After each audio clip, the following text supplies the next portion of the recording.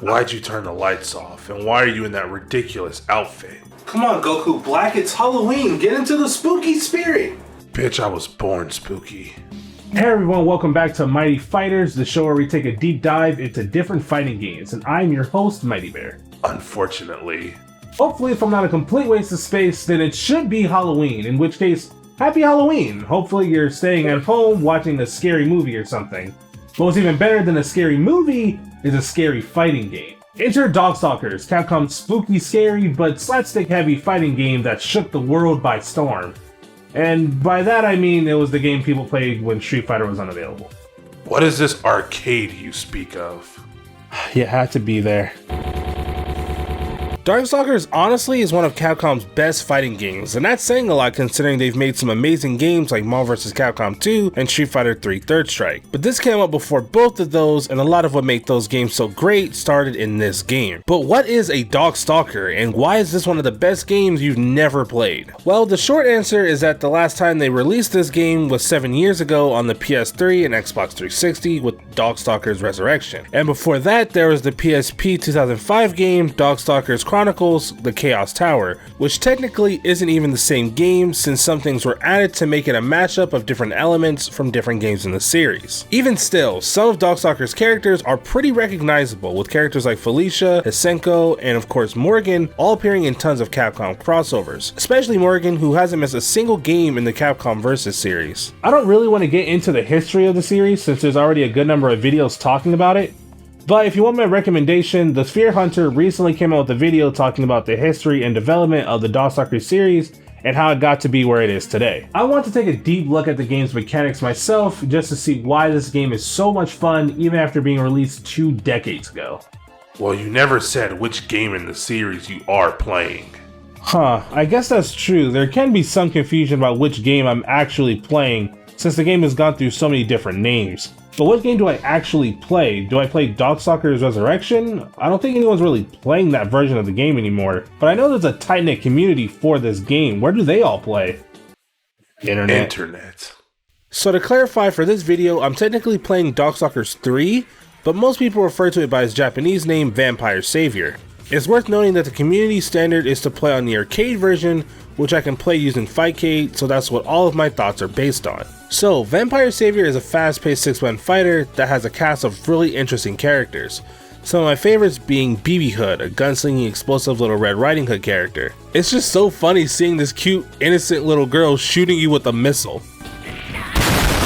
Then there's Hisenko, who is hands down the cutest undead person I have ever seen, and she must be protected at all costs. Lilith, who is like Sakura from Street Fighter, if she was a soul-sucking demon, but was still just as cute.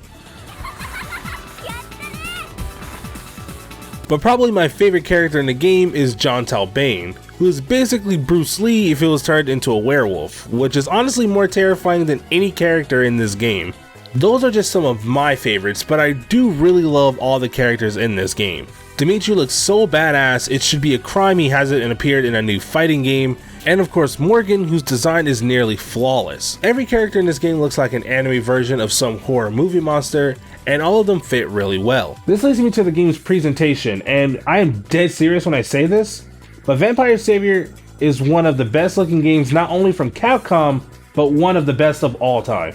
Seriously, this game nails the gothic aesthetic to a T. The only series I can think of that may have done it better is Castlevania, but even still, the level of detail and personality in each and every frame is actually insane. You can see the exaggerated expressions bursting with personality as their facial expressions carry great detail. One example comes from Dimitri, who has a special called Midnight Bliss, a slow traveling command grab that has Dimitri sucking the blood from his opponent. But what's so cool about this move is it actually plays into the lore. Dimitri only sucks women's blood, so for all the male characters in the game, he changes them into women and then sucks their blood dry. But it goes even further than that. Every single character has a different sprite and animation for just this super and not just the men. It's honestly one of my favorite supers in all of fighting games, mainly because of how much detail went into it for just this one super. Plus, Dimitri sounds really cool when he does it.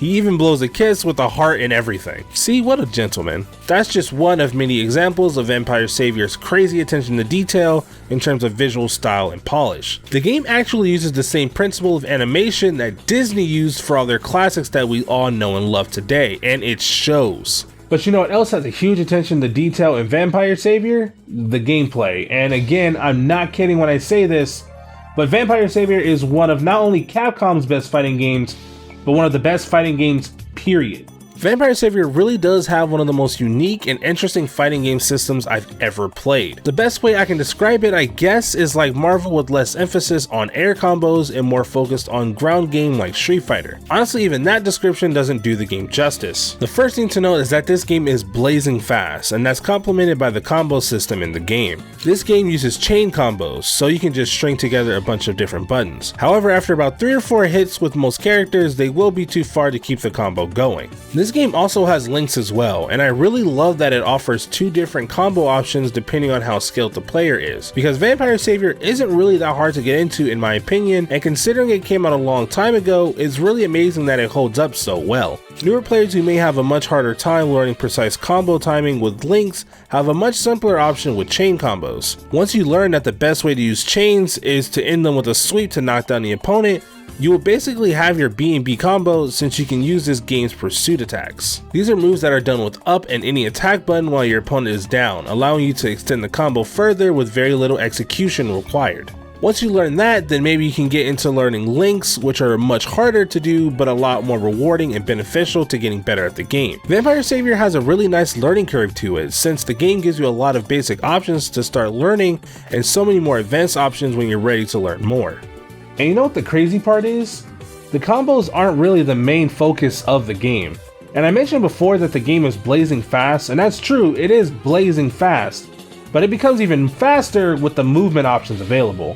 I mean, just look at Sasquatch here. The way he dashes around the stage is actually comical, while also being terrifying since he can bombard you with overheads or quickly go low. But he isn't the only character that can mix up like this. One of the best things about Vampire Savior to me is just how diverse the movement options are. Just about every character has completely different movement options, and even if they are similar, they have differences that make them stand out. For example, Jetta and Morgan both have similar arcs to their dash, but Jetta can actually air dash out of his ground dash, while Morgan can control her flight trajectory with her upward dashes. These small differences make every character's movement options feel completely different and unique to one another. All these movement options, coupled with the fast pace of the game and de-emphasized combos, makes the game more about movement and situational awareness. This game looks okay, but there's too much pressure. Aren't you from Dragon Ball FighterZ? So, what's your point? It is true that Vampire Savior has really strong offensive options, and since it uses chain combos, you're going to be blocking a lot. But the game also does have a lot of defensive options at your disposal. First being Dark Force, which is this game's V-trigger except it's not problematic.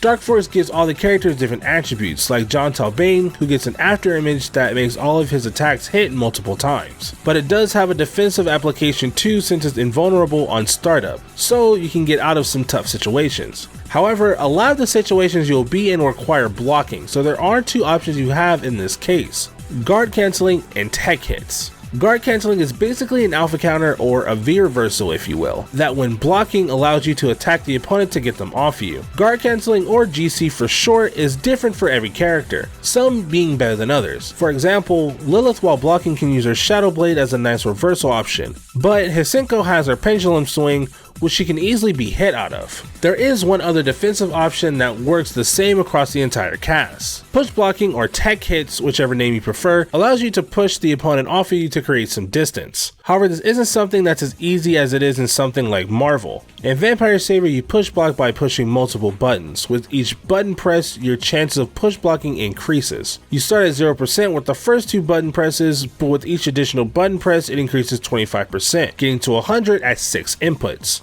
All these options mean you really have to think about when and how you're going to push block, but it also means you can't constantly rush down your opponent either, making both sides think carefully about being offensive.